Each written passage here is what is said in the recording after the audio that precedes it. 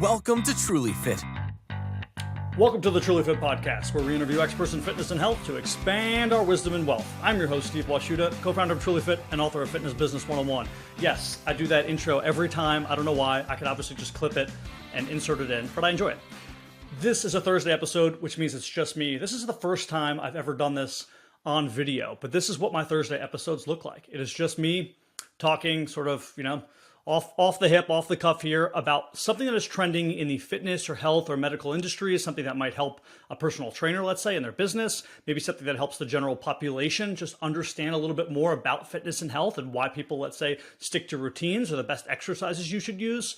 And I take a little bit more, I guess you would say, of a macro or global approach. Most podcasters are very niche. They only want to talk about one particular thing. That's not what I want to do. I don't care about podcast growth and building this little tiny community. I want to reach a lot of people. And for some of my podcasts, they're going to really help the general population. And for some of my podcasts, they're going to help people who are more in the fitness and health and medical realms, and they work in those realms, and that's fine. Maybe you open up my podcast window and some of them are directly related to you and you're like, this is great information. I'm in general population. Steve's telling me how to get a stronger core. Steve's telling me how to adhere and stick to my diet. And maybe you're a personal trainer and you hear some interviews on the importances of understanding demographics when you're opening up a gym. But ultimately, I want to interview people that are intriguing to me and topics that are intriguing to me because it makes the conversations better. When I have honest conversations with people, when I can ask them questions about things that I'm intrigued about, which is typically one of three things. Something that's going to help me and other people who are in the fitness and health realms in business and finance. Number two, emerging, let's call them technologies and advancements in medicine and health and fitness. And number three, just overall stories, tips, and tidbits on how to become a better version of you, a healthier version of you. So those are the things I'm interested in. So that's what I'm typically talking about. And on the Monday episodes, they are all interviews. It's me interviewing an expert in the fitness and health, a physician, a physical therapist, somebody who is a running coach, a Pilates specialist, maybe somebody who is a tax specialist who ends up working with a lot of fitness and medical businesses who can give us some insights into how to make more money. So fitness, health, wisdom, wealth, we span all of those genres here in the TrulyFit Podcast. Quick housekeeping here. My book, Fitness Business 101, What the Certifications Don't Teach You, right here. Can't really see it that well. There's too much light in this room. Yes, of course I'm using lights. I am going to do the audio version of that book, and it's probably coming out next week at some point. And for the first month, so for an entire month, I'm going to list that audiobook for $1.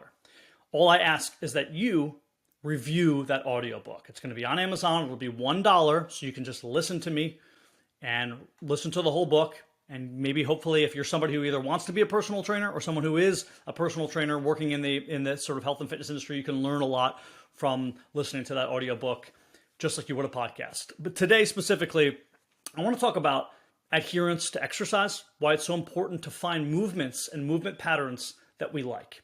I think too many of us try to tell people to do what we've done and what works for us. And we don't really ask enough questions and listen to people and say, what works for you? What do you like to do?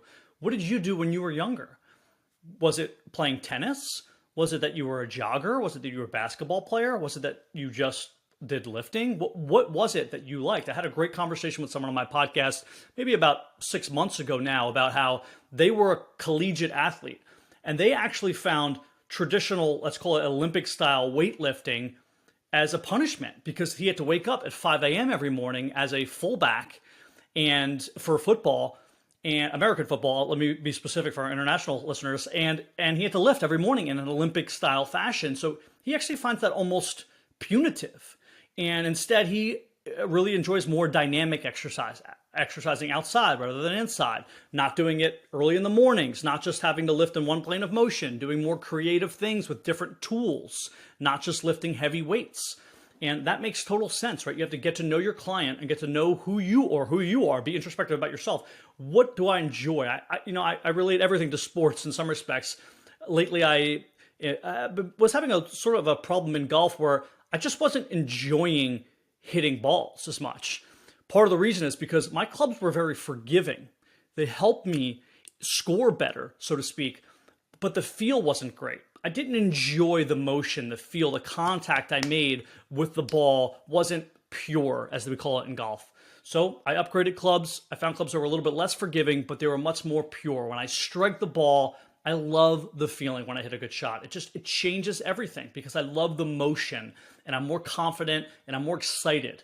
That's the same thing in fitness, right? It does, even if you know that something is going to help you more than something else. Maybe you're saying, well, getting on the elliptical and burning 500 calories is going to get me into a caloric deficit faster than playing tennis is. Yeah, I get it, but then you're less likely to do it. You're less likely to stick to it because you don't enjoy it. So ultimately, we have to find ways in which we involve some enjoyment in exercise. Now, on the other end of the spectrum, it is good to punish yourself.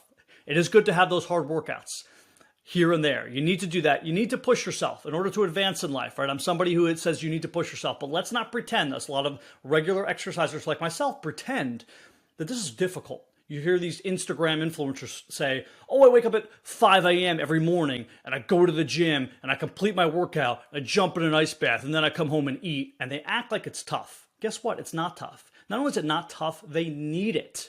It's cathartic. It makes their day. It makes them feel better. What they're not relaying to you is at some point it was difficult, but they got past that point.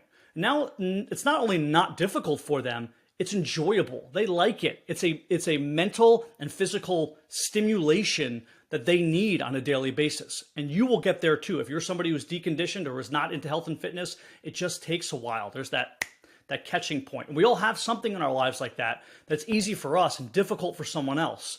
And when it gets easy, you forget.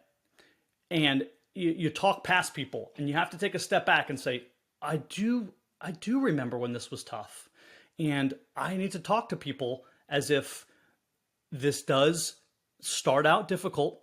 A great example I got in a podcast I had recently that's going to be out either this Monday or next Monday. Eowyn Everand described it as a rocket. And when that rocket first gets off the ground, it takes so much energy, right? You see all of those turbo booster flames. I don't know. I'm not an astrophysicist here, but bursting, right? And then that rocket takes so much energy. It's so slow and it's breaking through the ozone and it's going up. And eventually what happens? It's fine. It's in outer space and it's just floating. It doesn't really take a lot of energy, right? It passed that aha moment. So that's how it is in health and fitness, right? It takes a lot of energy and effort at first to get started, to get going. But once you get that momentum, you're floating by over the earth and you're seeing everything from above, and it makes everything much easier. So I want to let everyone know that if you're the general population and you're struggling, it gets easier. I promise you, it does get easier. And if you're somebody who's in fitness and health and you're trying to work with people and you're like, oh, I have the answer. You need to do this 90-day kettlebell, or this is the particular program that's going to get you to your strength. Ask yourself, do they enjoy it? Because they're not going to stick to it if they don't enjoy it. Ask them first, what do they enjoy? What are the fitness and health related mediums that they enjoy, and build a plan around your client. Stop having a particular plan that you use based off of only tools that you understand and then trying to fit them to the clients. I relate this again a lot to sports. It's like a bad coach who says, I have only one style of offense I run, and I'm going to fit all of my players to that offense. Then you end up being Georgia Tech and Air Force running the option and winning 5 games every year, okay? That's what happens when you run one style of offense. It's proven not to work. There's literally no college who runs the option who's successful. Why? Because you have one style. Everyone knows what it is. They're going to sniff you out, especially if they have an extra week to prepare for you. They know what it is. The best offenses continue to innovate and change, and they find what's best for their players, and they put their players in the best situation to succeed. And that's how our clients succeed in the health and fitness realm. This has been an episode of the TrulyFit Podcast. Thanks for listening in, guys.